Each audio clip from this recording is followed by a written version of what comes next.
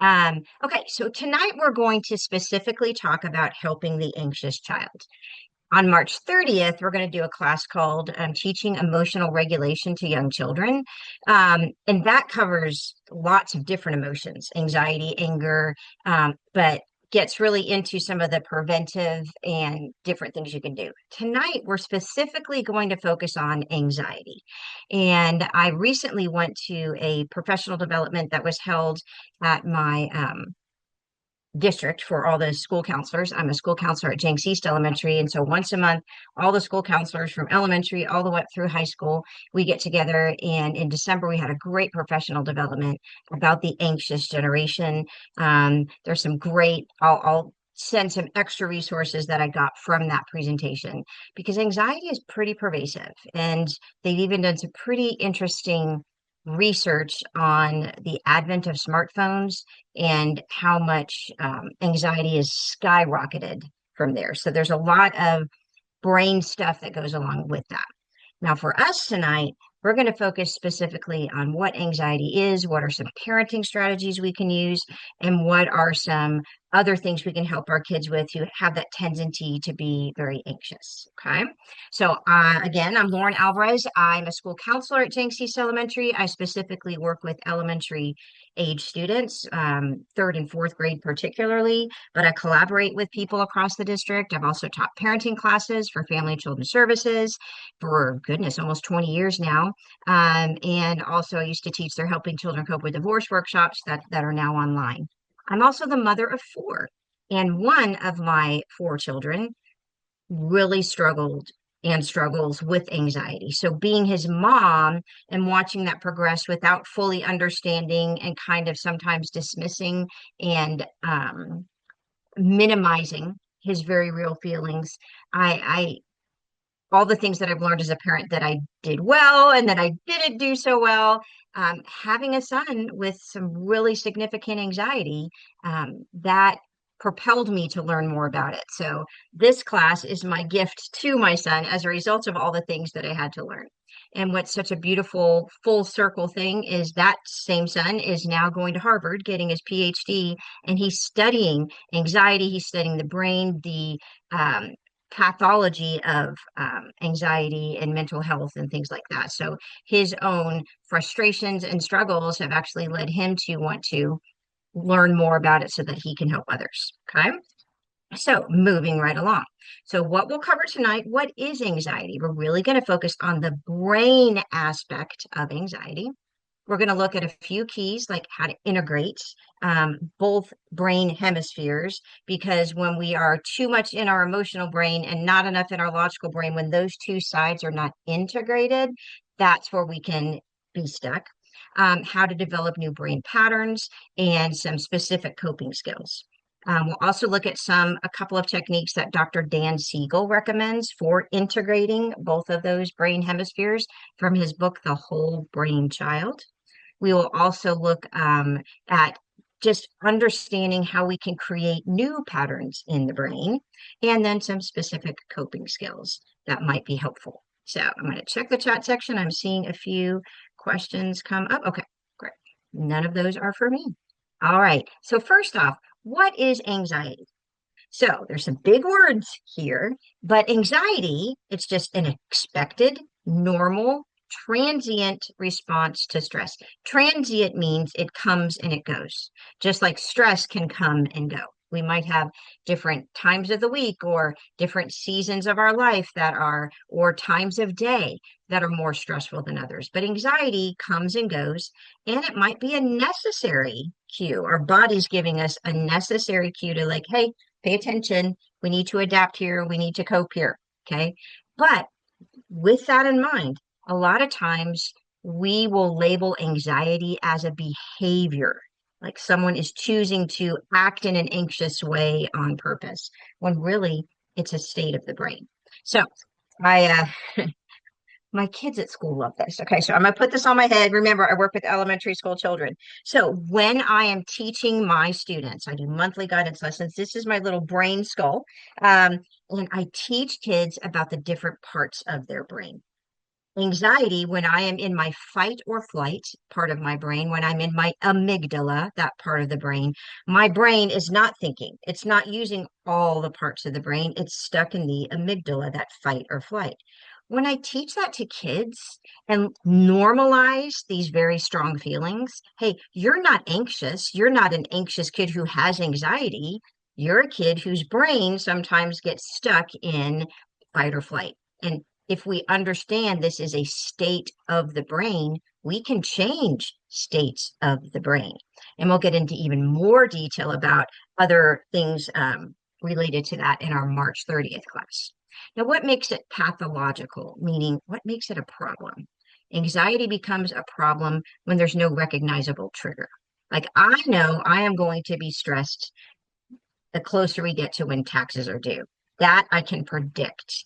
But when I can't predict the trigger, like I'm just feeling anxious about all sorts of things and I don't really know why, that can make it a problem. The intensity. If I feel anxiety in such an intense way that I can't cope, it's past my ability to cope, then it becomes a problem. Duration. When it's persistent, like I'm having this all the time instead of it coming and going, that's when it's a problem.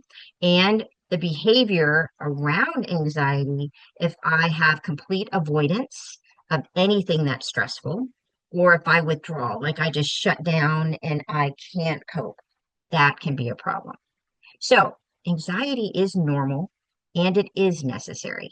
For example, if you are walking along a cliff, that if you fall off the cliff, you will get hurt. Your brain is going to make you feel anxious. It's going to get in an anxious state because you actually could be in danger if you aren't paying attention. So, anxiety serves a purpose. Pay attention, pay attention. Something might be dangerous here. There's something you need to pay attention here. And that can be a good thing because if I'm just skipping around next to a cliff and I'm not paying attention, I might fall and hurt myself. Um, so another time is sometimes when you are anxious before taking a test or an exam, or before a sports event, or before a performance, or having to give a big presentation. Sometimes that adrenaline that is released in your brain can give you that extra pep to hyper focus and really get things done quickly. So we do need to feel anxious at times, but we don't want it to be a problem. And for a lot of us or our children, anxiety, they can't recognize the triggers. They aren't able to cope with how big it is. It seems to be around most of the time, and they try to avoid anything that might make them anxious or withdraw, completely like shut down. Now, this is something that was really, when I saw this made me wish that I could have a do-over with my son, who is now, 27 years old. The cycle of anxiety. All right. So we start off with anxiety. That's this little top part of the circle. Something we're experiencing an anxious situation. My brain has gone into fight or flight, and I'm feeling things like worry, fear, a fast heart rate. I might start sweating. I might start to feel overwhelmed. So I'm not even saying what the trigger is, that what's causing the anxiety, but my brain has just jumped into an anxious state. Now, if the way that I handle that anxiety is avoidance, like I don't want to feel these uncomfortable symptoms. And so the way I'm going to deal with it is I'm just going to avoid it. So I might skip class. I might to avoid doing a presentation. A kid might like pretend they're sick and not want to go to school or refuse to get out of the car to go to school. I might numb my feelings with drugs or alcohol, like a lot of teenagers might do. I might procrastinate and not work on challenging tasks and wait to the last minute. So I avoid the stressor. Okay. My big avoider that gets close to taxes is I'm just going to apply for an extension so I don't have to deal with it till October. All right. So I feel anxious. And then if I choose the strategy of avoidance, here's what happens. For a little while there, I feel better. Hmm, I'm relieved. I've avoided that thing that is making me feel anxious. So I get a feeling of relief and I actually get pleasure released in my brain. My brain's like, oh, that feels good. I'm not having to do the thing that I'm scared about. but it's only temporary. And then what actually happens is now we have worse anxiety the next time. We get hooked or addicted to avoiding stuff that we're anxious. Now, that kind of a pattern, that kind of a cycle, that's not a healthy cycle because all throughout life, there will always be things that will produce anxiety. We will, depending on our stress, pretending on our pressures, depending on, not pretending on, depending on what we have going on in our life. So if I actually try to manage my anxiety by avoiding, or if we as parents allow our child to avoid everything that they're anxious about, then we can actually make anxiety worse in the long run. So the fear that initially led to anxiety to avoiding it gets worse. And the brain wants to avoid that because it wants to feel that relief again. So it becomes a vicious cycle. So for my son, I actually avoided a lot of things that I thought would make him nervous instead of allowing him to experience certain things in smaller doses. So I just, it's not worth it. I'm just going to avoid that instead of, hey, we can do this. Let's learn coping skills to manage those big feelings of anxiety. But avoidance, that can be tricky. So if that's something that you've been doing for yourself or as a parent, realize you're making it worse. Your brain will get addicted to avoiding anything that causes you anxiety, that triggers feelings of anxiety. Okay. All right. Now, there is a book. I love Dan Siegel. He is absolutely a wonderful, wonderful author. He's a neuroscientist, a brain scientist, and he takes all this incredible information and data and research, and he puts it in words that normal people can understand. So one book he has, it's called The Whole Brain Child. There's a book and a workbook. I had to read this as one of my it was one of my textbooks basically that I had to read in counseling the counseling across the lifespan. So this was specifically what are counseling techniques for children and teenagers. And it was so profound. Sadly, I already had most of my children were, either almost out of high school or fully grown and left the house when I first read this book. And I wish that I had had that. Because what I like is he has very specific strategies to help your child based on whatever state of the brain they're in. And anxiety, remember, is a state of the brain. My amygdala is activated, and he is wonderful. Now, he has this great video called The Parts of the Brain Model. So I am going to play this video. So let me escape from here. And I'm going to actually stop sharing and then reshare so that I'm going to optimize for video sharing. And then I'm going to go up here. I have to talk out loud. Let's see here. Here it is. So this is a video that I have shown elementary students. This is a video that you can show to your own children or kids that you work with, because the more they understand about the brain, the more it takes away the stigma, the shame of why do I feel anxious when other people, it doesn't seem to bother them at all. He's literally teaching you about the parts of the brain. So let's watch this video and then you all can let me know if you can hear me or not. I'm going to put it on stereo here.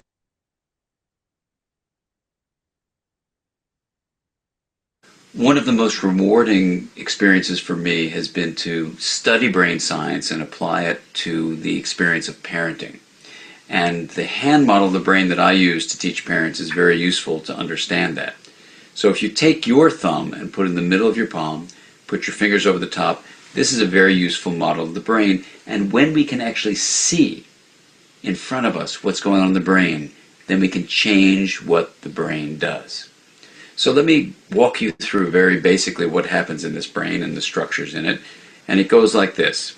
The spinal cord comes up representing the wrist, and then you have coming up into the skull the brain stem and the limbic area, which work together to help regulate arousal and your emotions and the way you have a fight, flight, freeze response. These are below the cortex, the limbic and brainstem areas, and the cortex is this higher part of the brain that allows us to perceive the outside world, to think and reason. And this frontmost part of the brain, right behind your forehead, so the person's oriented like this, is actually the part that regulates the subcortical, limbic, and brainstem areas. This regulation is very important because sometimes we can have all sorts of things happen in our life. We're tired, we're exhausted, someone pushes a particular emotional button, and we can flip our lids. So rather than being tuned in and connected and balanced and flexible, we can lose all of that flexibility, even lose moral reasoning, and act in ways that are terrifying to others, including our children. Now, you can actually bring yourself back online and come back to the high road and make a repair with your child, and that's important to explain it to them. And you can also use this hand model of the brain to explain to children, even as young as 5 and 6, how to understand when their emotions are rising up from the brainstem and limbic areas here, and how it's overriding the prefrontal area and making it so they may be about to flip their lids. So I've had kids come tell me that they're about to go flip their lids and they need a break. They need a timeout. And by even just naming that, they can tame it. And that's the power of using the hand model for ourselves and our children to help us all make sense of what goes on in the emotional communication that we have in the course of day-to-day life. I'm a doctor, and my passion is to...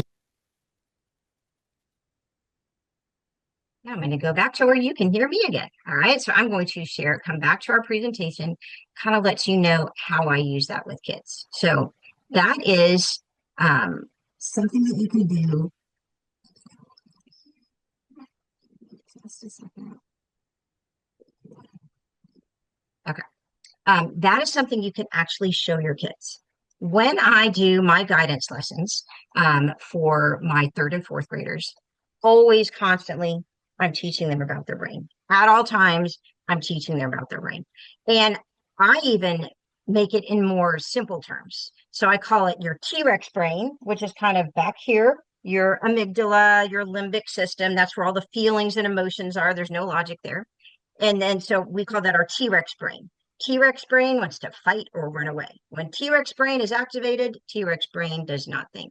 Then I have them put their hands on their foreheads and I say, all right, this is your prefrontal cortex. And we say it like a robot, prefrontal cortex. And that's your thinking brain. When you do things on purpose to calm down, it actually forces your T-Rex brain to calm down, and it makes your prefrontal cortex, your thinking brain, now able to manage everything. Because it's totally normal to have feelings, but when the feelings are too big, it makes your thinking brain not work so well. So that's kind of how I teach that. And doing that hand model of the brain, it can be, again, I have found, even with my very angry, frustrated kids, the more they understand about their brain, the more they understand how to take care of themselves. Okay.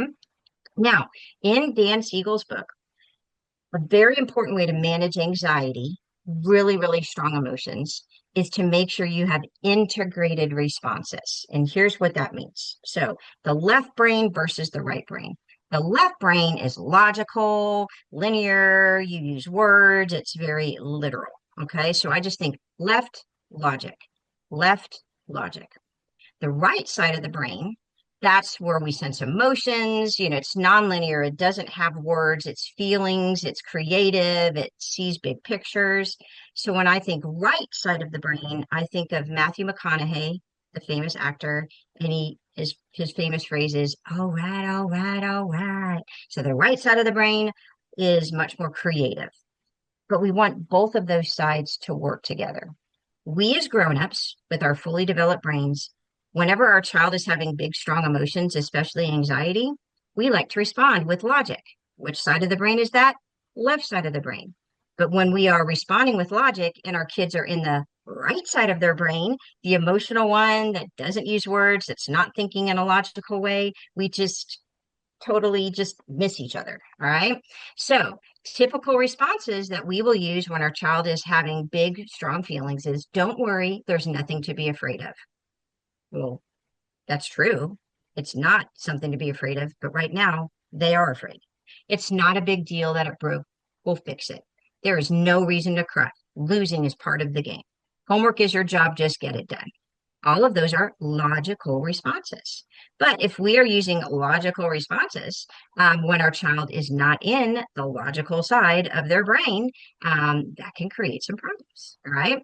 Now, um, what he recommends doing is the more you learn about how to respond with integrated responses, where we are addressing both sides of the brain, the better able your child will be more able to have a healthy, balanced brain that is able to calm down more quickly. All right. So with the right side of the brain, we're going to connect to their feelings and emotions. And then once we've connected them, we can bring them over to the logic side of the brain. So one strategy that he recommends, it's called connect, then redirect, meaning connect to the right side, emotional side of the brain, then redirect. So here's how I connect with the right side of the brain when my child is really upset or really, really anxious. I'm going to connect to feelings. Oh, you seem frustrated right now. I can see you seem really worried. I'm going to get down on their eyelids that are soft and relaxed. I'm going to watch my timing. I'm going to let the child finish talking before I start talking. I can have positive touch, gentle touch. Hold on just a second. It's telling me that um, wait a second. It's telling me that my internet connection is not working. So, Aaron, you'll text me if something goes off, okay? Uh, Yes. okay. And I think Uh, I'm having some issues here. I think it's the wind. I don't know if that's causing issues, but I know that a couple people have said that they were having issues as well. So I think that's the okay. issue. But no, you're doing good so far. Okay, great. You can have positive touch, like gently rubbing their back or just giving them a hug or without saying words.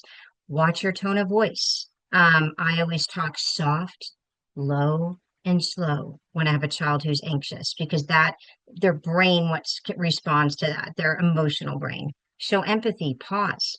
Once I've done that connecting, then I can help them solve problems with the left side of the brain, the logic part.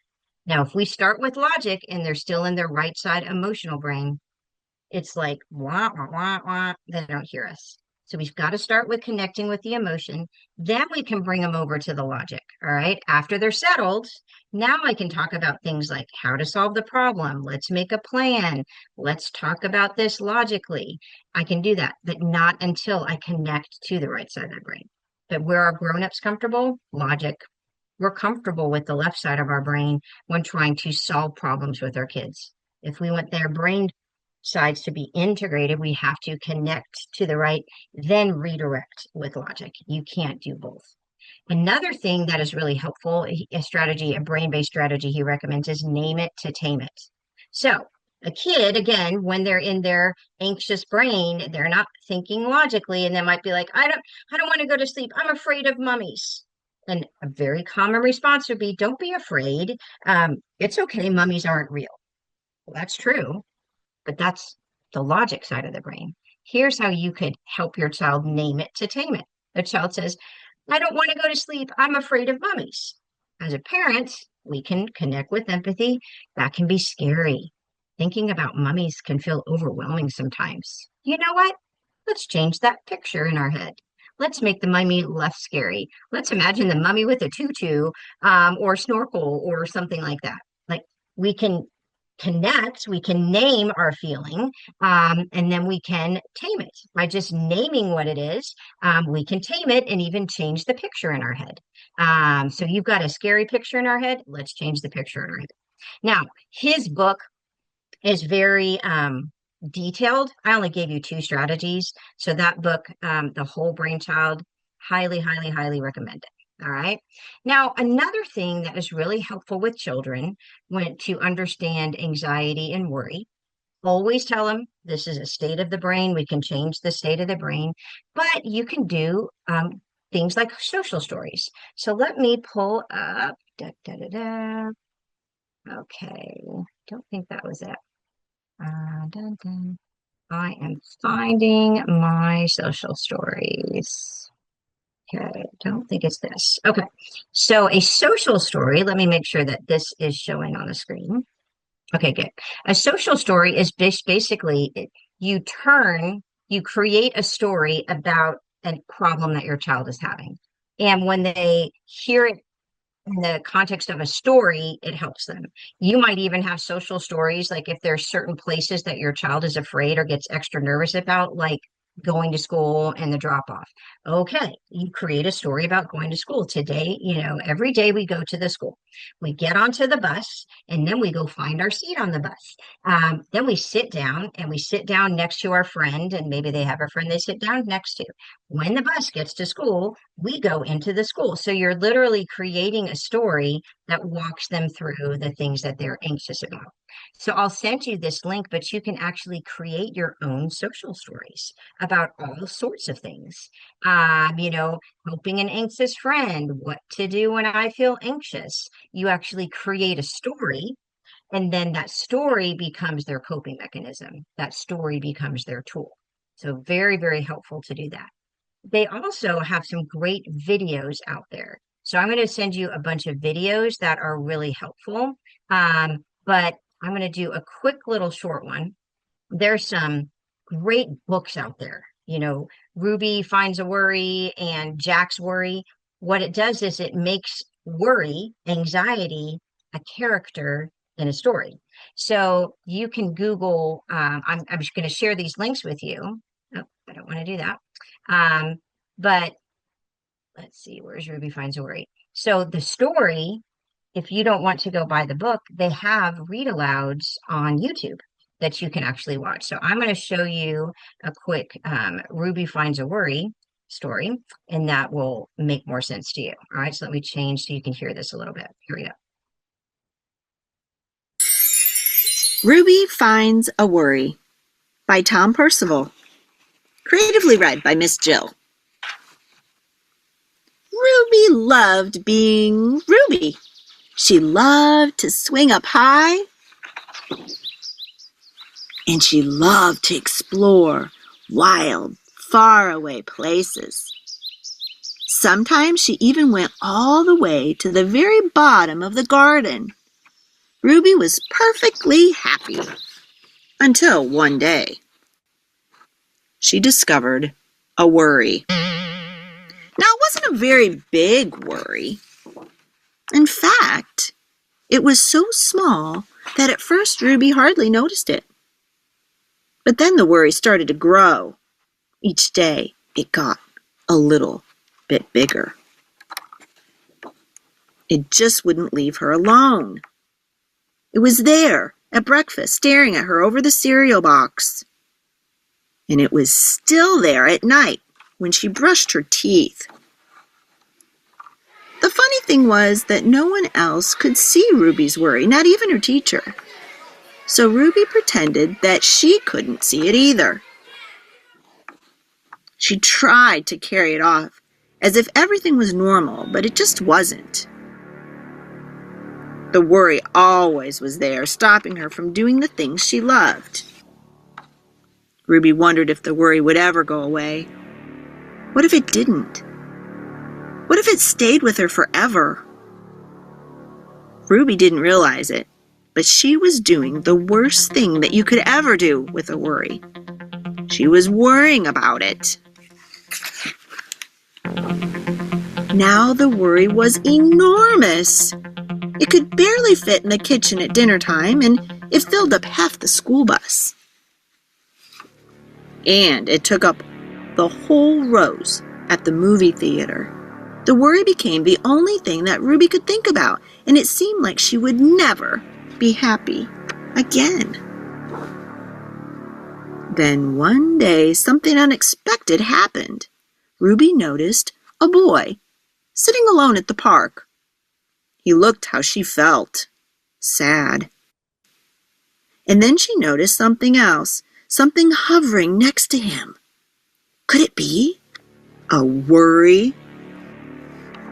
It was. Ruby realized that she wasn't the only person with a worry after all. Other people had them too. And she asked the boy what was on his mind, and as he told her, the strangest thing happened. His worry began to shrink. Then Ruby did the best thing that you can ever do if you have a worry, She talked about it. As the words tumbled out, Ruby's worry began to shrink until it was barely there at all. Soon, both of their worries were gone. Finally, Ruby felt like herself again. Of course, that wasn't the last time that she ever had a worry. I mean, everybody gets them from time to time. But now that she knew how to get rid of them, they never hung around for very long. The end. Hey, if you like hearing the books that I read, go ahead.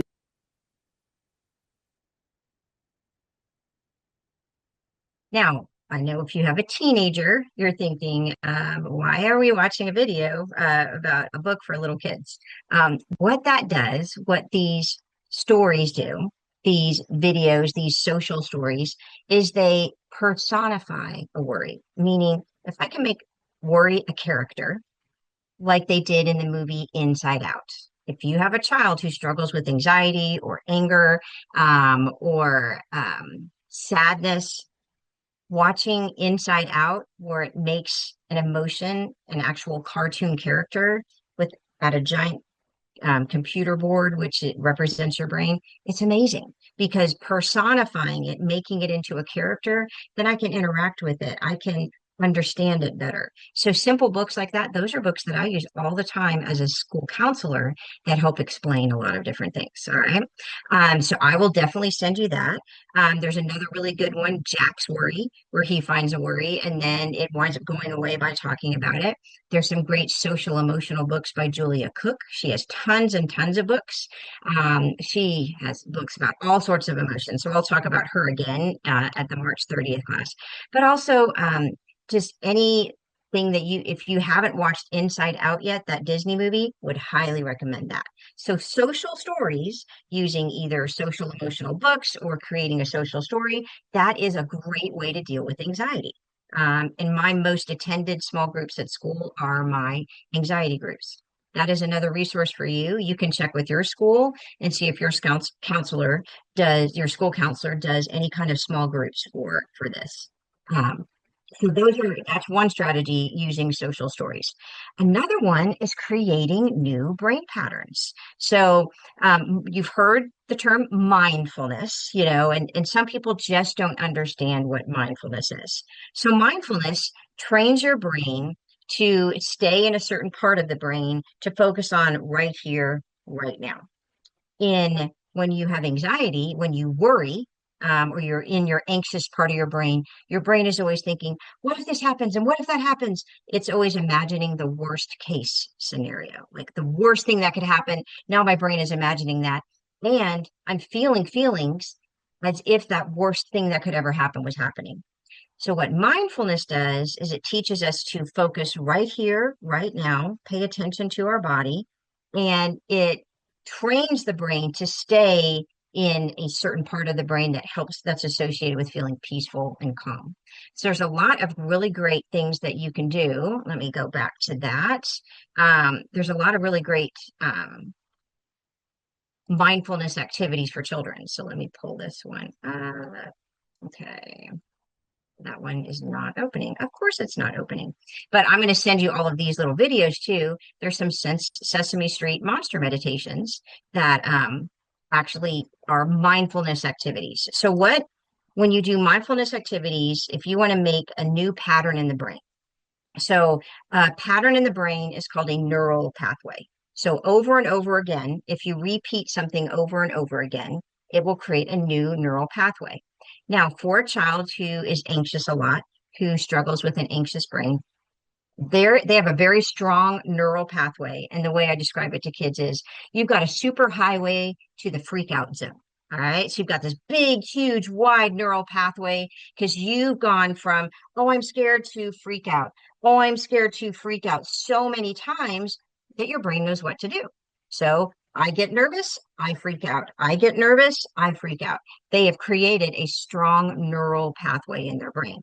Now, if I want to create a different neural pathway, like a big, strong, wide neural pathway to calming down, to being comfortable with uncomfortable feelings and knowing how to release them. If I can create another super highway to the calm down zone by doing that over and over and over again, that's what we can teach our kids about their anxious brains. Hey guys, you've trained your brain to stay in the freak out zone.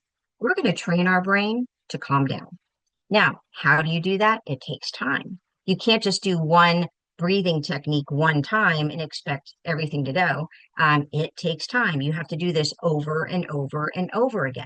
So I'll be sending you a bunch of, in the email that you get with this, I'm going to send you a bunch of family mindfulness meditations. It can be something as simple as, all right, when we are at the breakfast table, I want you to focus on your chewing as you're chewing breakfast. Focus on how it feels in your mouth.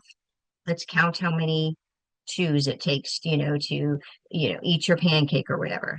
That is making your brain focus on right here, right now, what's happening. That's what mindfulness is.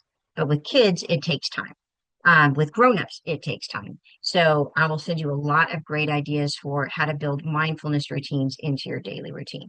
There's also some great websites. Therapist Aid and Positive Psychology has a lot of really great worksheets that are ready to go to print off for you. I always like the Smiling Mind app, the Breathe app, Breathe for Kids app, and the Mindful Powers app. Those are also some great applications on the phone that you can use when you are or your child is in an anxious state. Um, there's also, if your child has a very anxious brain type or you have a very anxious brain type, sometimes talk therapy can be great, but talk therapy is more up here in your thinking brain. There's different kinds of therapy that focus on your midbrain or your limbic system. So EMDR and neurofeedback are two different kinds of brain training that you can do. So EMDR is a technique that while you are talking about a stressful memory or a traumatic event or something like that, you will do bilateral brain stimulation. So what that means is maybe you've got a buzzer in one hand and a buzzer in another hand. So while you're talking through with a therapist that's trained in EMDR, a difficult situation, you'll have something buzz in your left hand, buzz in your right hand, buzz in your left hand, buzz in your right hand. So what that's making your brain do is flip back and forth between the left and the right side of the brain while you are talking about a stressful event. And what happens is that super strong connection between the midbrain, the part of the brain that stores memory and traumatic events, that just takes over your thinking brain when anything reminds you of that. That part of the brain has a super strong connection when I'm doing EMDR and forcing my brain to flip left, right, left, right, left, right in the middle of talking about something. It kind of cuts that strong tie. The memory doesn't go away, but that uncontrolled emotional response goes away. It's really helpful. Neurofeedback is based on the fact that certain parts of the brain are supposed to have a certain brainwave pattern, and your brain waves can get out of whack. I've sent two of my four kiddos really benefited from neurofeedback because they were very intelligent and then high anxiety at times. And so she described it that their brain, part of their brain waves were like stuck in gear. They were going super fast when they were supposed to go slow like this. And what neurofeedback does, the exercises they do in neurofeedback, it just calms the brain waves down to where they're going at the proper frequency that they're supposed to do. So those are two brain-based therapy techniques if just talk therapy isn't enough. And I highly recommend them. Neurofeedback was a really helpful one. You don't even have to have had a traumatic life event to benefit from neurofeedback because sometimes just parts of our brain can be out of whack as far as how the brain waves are going. It sounds like science fiction, but it's not. Another mindfulness technique that I use all the time with kids is called box breathing. So box breathing is a specific strategy. So this is A 73-year-old designer told me, your age isn't the problem. Your pants are. Yeah. So box breathing is a specific type of breathing that has been proven to reset the brain much more rapidly than a lot of other types of breathing. Navy SEALs use box breathing, and Navy SEALs are like the intense, super elite fighting force of the Navy that will go into a very dangerous situation or a rescue and be able to get you out. So they are under life and death situations all the time. And they use box breathing in these stressful situations to reset their brain. So this is one that I teach all of my third and fourth graders every year when I'm doing my guidance lessons. And then in my small groups, I use this all the time because not only does it involve deep breathing, but it also has like a structure. It has instructions on how to do this. So we're going to do this together. And I want you to just pay attention to how you're feeling right now. And then we're going to do box breathing together. It's very simple. I also like to trace a box on my hand while I'm doing this because the touch, like feeling the sensation of the box, plus imagining a box while I'm breathing makes a difference. So basically, the guidelines are you are going to breathe in the shape of the box. So you're going to breathe in for 4 seconds, you're going to hold it, you're going to breathe out for 4 seconds and hold it. So that's the pattern. So let's do, here we go. Let me switch out our sound and we will do this together. So you do this.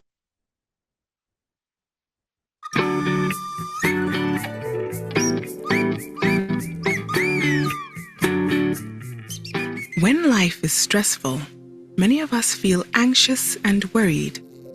This is normal, but can leave us with some big, uncomfortable feelings. It can even leave us short of breath. One way to help us feel calm is to focus on our breathing. Breathing is something that we do all the time without even noticing. But did you know that when you breathe deeply, it sends a message to your brain to relax? Let's see how it works. Follow the bee on the screen. Breathe in as the bee moves up one side of the square. Hold your breath as the bee moves across the top. Breathe out as the bee moves down. Then hold your breath as the bee moves across the bottom of the square. Let's practice together. Breathe in. Hold your breath. Breathe out. Hold your breath. Repeat as many times as you wish. Practice this square breathing at home and calm your mind.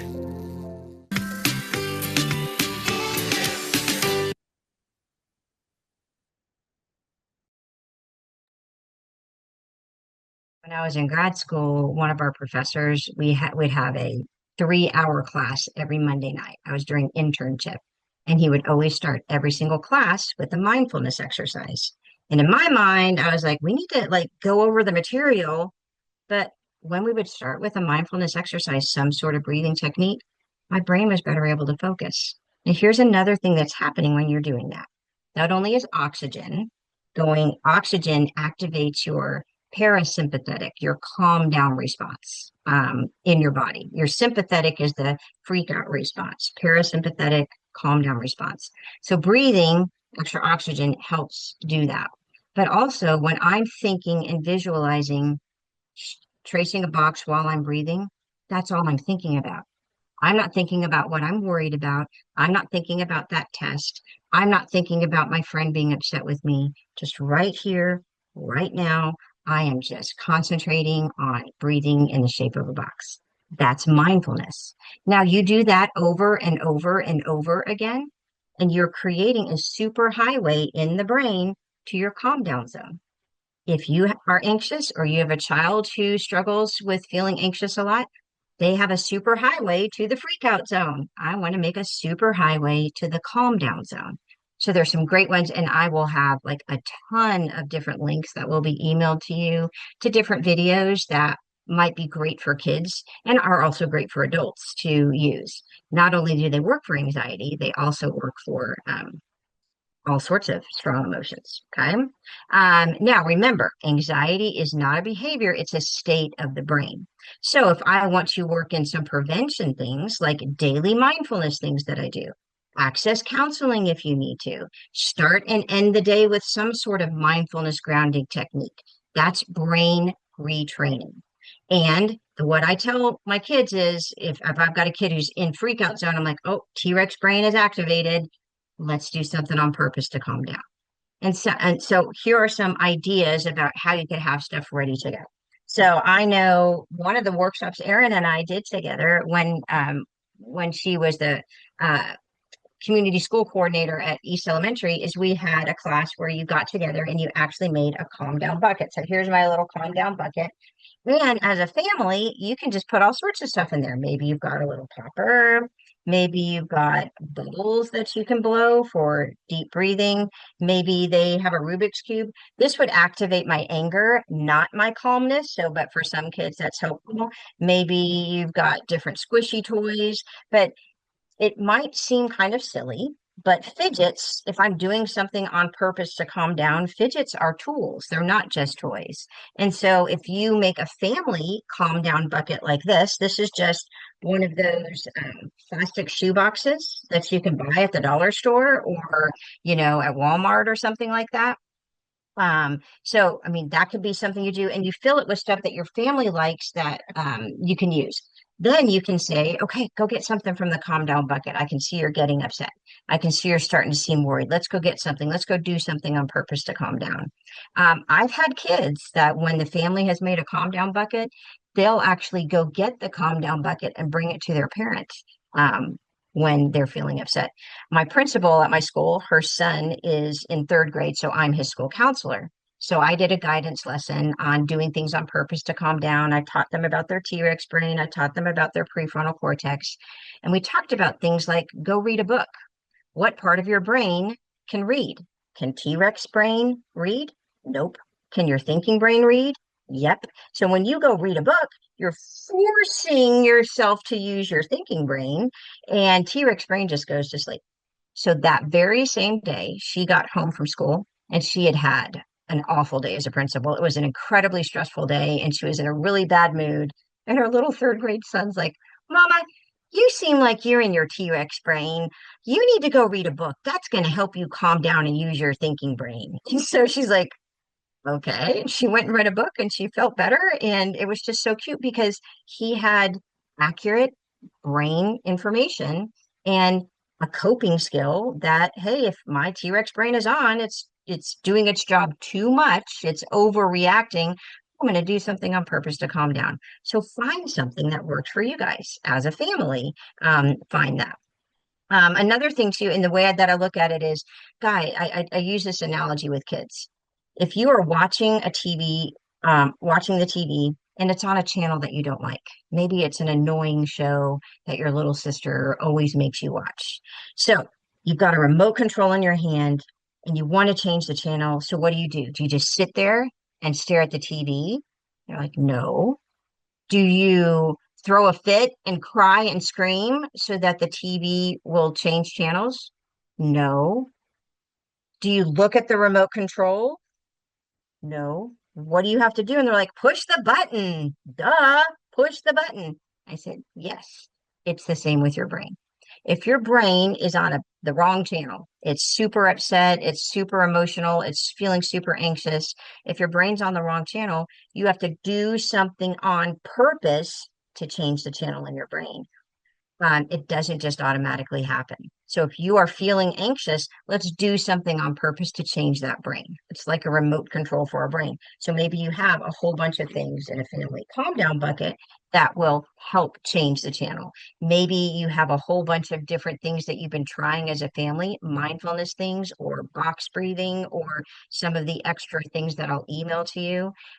Whatever works for you or for your individual child, do those things on purpose that changes the channel in our brain. There's a lot of other things they recommend, too. Mood meters are great because mood meters are a way for your child to communicate with you. They could be in the red zone, the angry zone, the sad zone for blue, the green zone for feeling calm, and the yellow zone for feeling happy. So these are great ways that if you work in every day at your house, like a morning check-in and an after-school check-in and an evening check-in, where are you at on the mood meter? It just helps your child communicate about their emotions. And then, oh, I see you're in the red zone. What do you need from me? What will help you move from angry to calm? I need a hug. Okay. So you're teaching your child to communicate about their emotions. In the heat of the moment, if you've got a child that is so overwhelmed with anxiety or big, strong emotions, they have the 5, 4, 3, 2, 1 method. And so, what it's forcing your brain to do is right here in this moment, what are 5 things I can see? And so you start looking around. I see a cup, I see a spoon, I see, my computer. What are 4 things you can feel, like with touch? What are 3 things you can hear? What are 2 things you can smell? What is 1 thing you can taste? So as a parent, you can coach them through this until they can do this for themselves. So what 5, 4, 3, 2, 1 method does is it forces the brain out of, the T-Rex amygdala, emotional brain. And right here in this moment, I'm only looking for 5 things I can see, 4 things I can feel, 3 things I can hear, 2 things I can smell, 1 thing I can taste. And that gets the brain to a calm state. It's called a grounding technique. All right. Also, sometimes the game of categories when we are in our child's in their anxious brain, just pick a category and say, name as many things as you can think from this category. So maybe it's movies, and they start saying things like, Indiana Jones, Inside Out, Zootopia, Zootopia 2, and they start listing something in that category. Well, the part of the brain that lists things in categories is your thinking brain, your prefrontal cortex. If you remember from the hand model of the brain video, when the prefrontal cortex is activated and back online, it can kind of overcome the freaked out, flipping the lid part of the brain, the limbic system, the amygdala, the brainstem. It can come back and just calm things down. When I play a game of categories, it's forcing myself from my emotional brain into my thinking brain. So that's a really simple thing that you can do. If you have a kiddo who has certain times of day where transitions are really hard that they get nervous about, maybe you play categories on the way to school. Maybe you play categories when you are going on your way to practice or on your way to a music performance or something like that. And that has them using their thinking brain. Another really powerful tool is writing it out. Have a journal. I just saw on the internet the other day, in some cultures, I think it was Scandinavian culture, they have like the worry hour where you have this 15 minutes where you can write down all the things that you're worried about, and then you close the book and it's done. All right. Another thing that I have kids do is I get scrap notebook paper and I have these little, they're paper shredders. You can get them on Amazon. These are like $12, $14. So I have them write down the things that they're worried about or frustrated about or whatever. So they write it down on the paper, and then we put it in the shredder. And right before their eyes, let's see if I can do this in a way that you can see it by holding this on. They actually shred it like this. And it's right there. So it's the visual representation of that thing that I'm worried about, I'm frustrated about. I'm going to put it through the shredder. I've named it, I'm taming it, I'm calming down. So this is another great thing that could be helpful. So writing it out can be a really powerful thing. Another thing is try to understand the worry, teach them about it. So teaching them about their brain, the parts of the brain, the T-Rex brain, the hand model of the brain, reading those social stories about worry and Ruby Finds a Worry. There's different songs, and I'm sending you links to all of those. We just didn't have time to watch all of them because that would have taken like 3 hours. But you pick your favorites. You know, understanding worry and understanding emotions through movies like Inside Out. It has a job to do in your brain. Worry's not bad. You need to be anxious about some things, but we don't want it to be your whole brain. So there's some great resources there. You can also do something like have a debate with yourself. So if I personify worry and then I argue with the worry, all right, worry, you are freaking out about this performance because you're telling me that I'm not ready. You know what? I am ready. I've been practicing. Like you can literally have a debate with yourself. I'm going to send you, let's see, these are some great, let me make sure this is showing on the screen. I'll send you these links. These are some great cognitive distortions worksheets. So a cognitive distortion is where it's like a filter that's in our brain where information goes through the filter, but it's not really accurate. So one cognitive distortion is all or nothing thinking.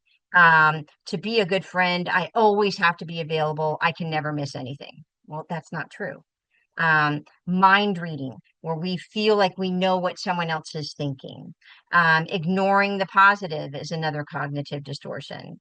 It's all my fault mode. That's another cognitive distortion. So when you teach your kids or yourself about these cognitive distortions, and I have some great free worksheets that I'm going to send to you, it can help you recognize them. And literally, sometimes I'm like, oh, there I go again, that all or nothing thinking. Oh, there I go again, trying to read someone's mind when I really don't know what they're thinking.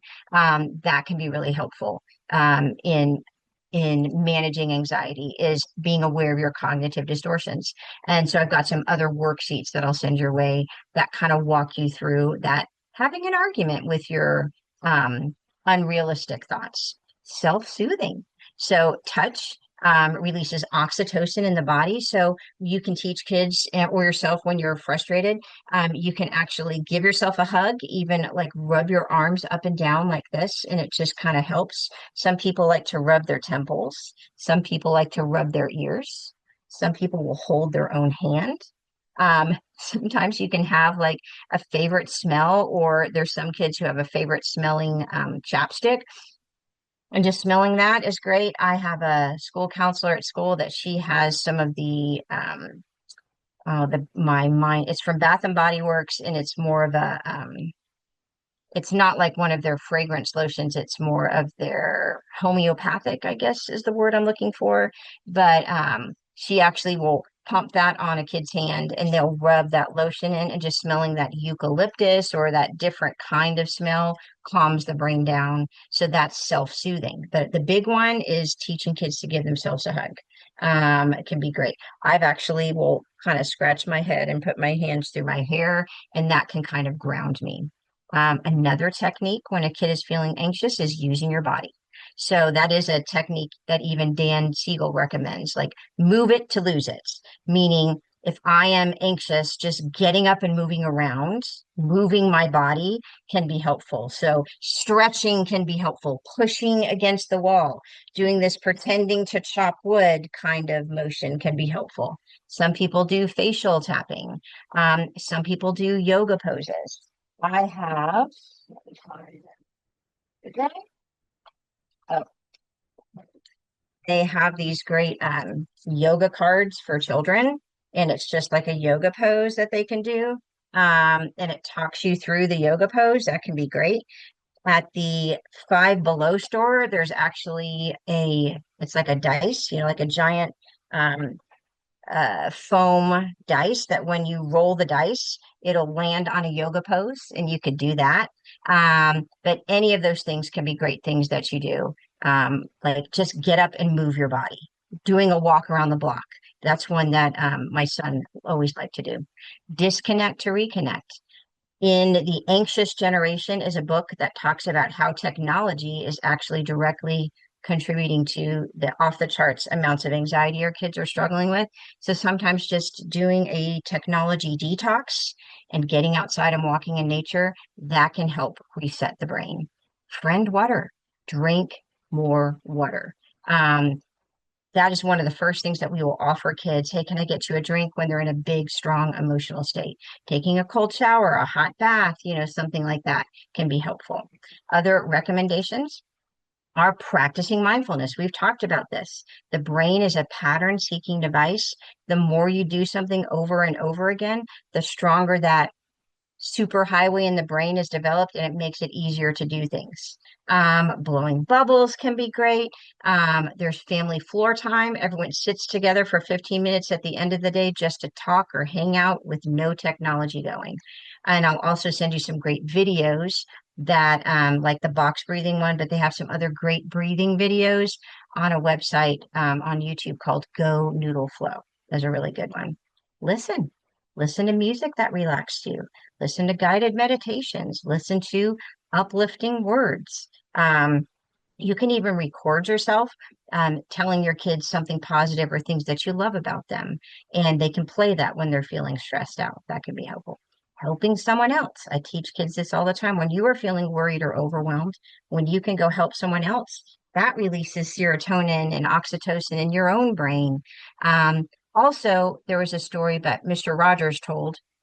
He was a guy, which some of you might be younger. Maybe you never watched Mr. Rogers' Neighborhood, but he used to worry a lot as a child. And so his mom taught him that in any kind of bad news, like a fire or something like that, instead of freaking out about the bad news, look for the helpers. Who's helping? As well as hoping someone else can be helpful. So those are all just some strategies that might help with anxiety, especially if you have a kiddo who is very anxious. I always want to remind you that there's the Oklahoma Family Network has a great website that has all sorts of great information. The YouTube channel, and this will be emailed to you, has this will be recorded as well as previous classes I've taught, and that could be helpful.